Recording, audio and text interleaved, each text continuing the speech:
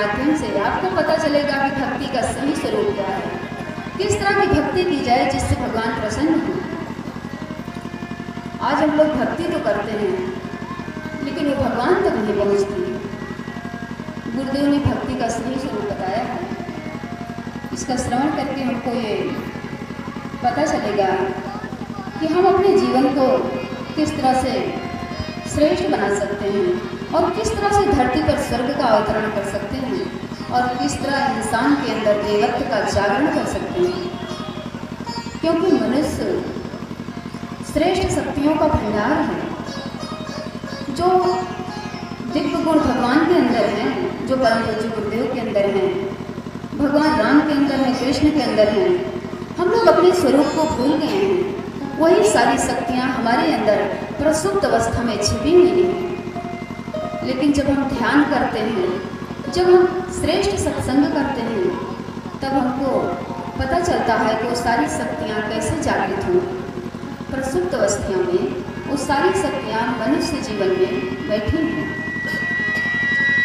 जिस तरह से धरती के नीचे, पृथ्वी के नीचे असंख्य मणिमुक्ताएँ हैं, लेकिन वो हम लोगों को दिखाई नहीं पड़ती। वो सारी मणिमुक्ताएँ तभी हमको मिलती हैं जब हम प्रयत्न करते हैं, खोजते हैं, खोजते हैं। जैसे समुद्र में अनेक मणिमुक्ताएँ हैं, लेकिन गोताखोर प्रयत्न करते हैं तब वो सारी दुर्लभ रत्न प्राप्त करते हैं। उसी तरह से भगवान के अंदर जो शक्तियाँ हैं वही सारी शक्ति हम लोगों के अंदर हैं, लेकिन हम लोग उनको जागृत नहीं कर पाते।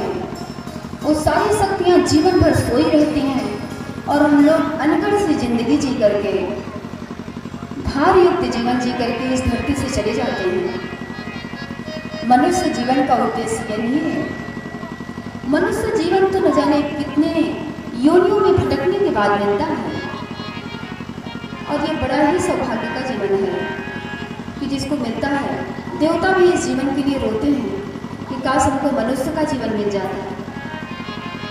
लेकिन मनुष्य है कि जीवन मिलने के बाद भी जिस अस्त व्यस्तता में, जिस अनगढ़ता में जीवन को गुजार देता है, इसको देख करके ऐसा लगता है क्या इसी श्रेष्ठ जीवन को भगवान ने बनाया था।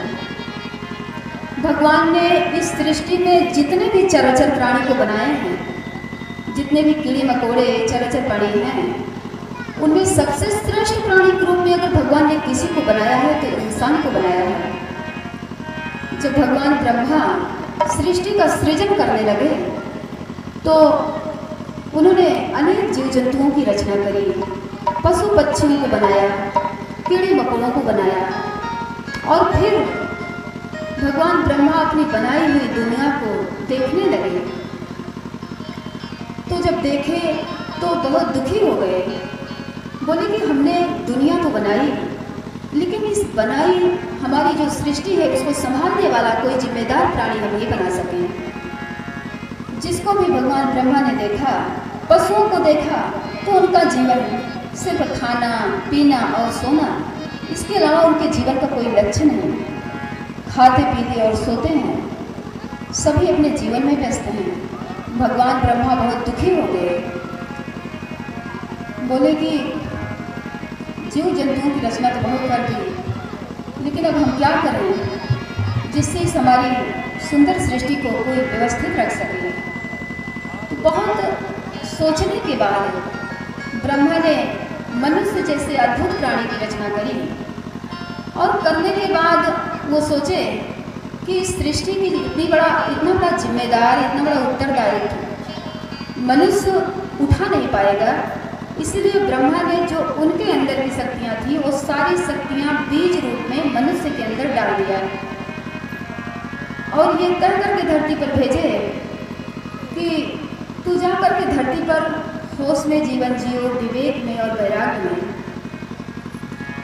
और बोले कि जब तू जा करके धरती पर यज्ञ जैसा श्रेष्ठ कार्य करेगा, ध्यान करेगा महामंत्र का, उस स्वर्गीय दिव्य ध्यान करेगा ब्रह्म मुहूर्त में रुक करके, तब तुम्हारे अंदर की सारी दिव्य शक्तियाँ अपने आप जागृत होने लगेंगी, और तू जो लोग तुझको समझेंगे कि एक साधारण प्राणी है, तू असंभव कार्य करके दिखाएगा। भगवान ब्रह्मा सारी शक्तियाँ, सारी दिव्य शक्तियाँ, अलौकिक शक्तियाँ, रिद्धि शक्तियाँ जो भगवान ब्रह्मा के पास थी, भगवान के पास थी, वो सारी शक्तियाँ मनुष्य के अंदर दे करके प्रसुप्त रूप में धरती पर भेज दिया। लेकिन यहाँ आने के बाद इंसान भूल गया कि हमारे जीवन का उद्देश्य क्या है, लक्ष्य क्या है। जब इंसान की इस गिरी हुई घटिया और घिनौनी जिंदगी को गुरुदेव ने देखा तो गुरुदेव ने अपने जीवन को तपाया।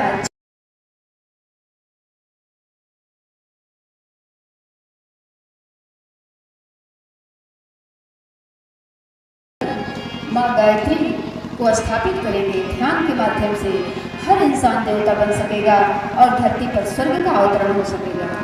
परम पूज्य गुरुदेव जो देकर के चले गए वो कोई दे नहीं सकता। इनका वर्णन कुछ शब्दों में समेट पाना संभव नहीं है। 5 दिन की कथा में बहुत कुछ बताया जाएगा। इससे पहले आइए गुरुदेव ने जो हम लोगों को दिया उसके बदले में हम गुरुदेव से प्रार्थना करें कि गुरुदेव ऐसा अनमोल रत्न कोई दे नहीं सकता। जिस महामंत्र को पाने के लिए, जिस ध्यान को पाने के लिए इंसान श्रेष्ठ जीवन जीता आया है और गुरुओं के पास जाता था, उसको महामंत्र की दीक्षा नहीं दी जाती थी। लेकिन आज गुरुदेव अपनी शक्ति के बल पर हर इंसान को गायत्री की दीक्षा दे रहे हैं। हम लोग कितने सौभाग्यशाली हैं। आइए गुरुदेव को गीत के माध्यम से नमन करते हैं। उसके बाद प्रज्ञा पुराण क्या है और मनुष्य जीवन का कर्तव्य क्या है, आगे सुनते हैं।